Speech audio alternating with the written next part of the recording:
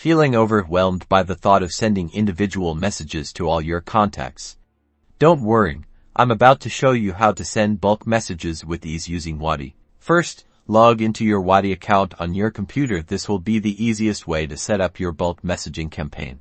Next, look for the Broadcasts tab on the left side of your screen and click on it. This is where the magic happens. Once you're in the Broadcasts section, click on the plus New Broadcast button located at the top right of the screen. This action starts the process of creating a new message campaign.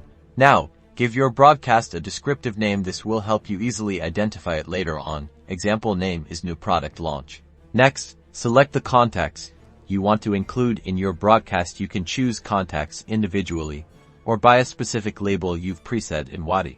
Now for the message, type your message in the text area. Wati allows you to include images, documents, and even interactive buttons to make your broadcast more engaging. Add the media that you want to send to keep your audience engaged. Almost there.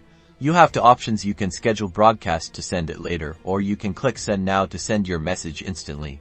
And that's it. After the broadcast is sent, you can track its performance in the analytics dashboard. You can see how many messages were delivered, read, and clicked, providing valuable insights.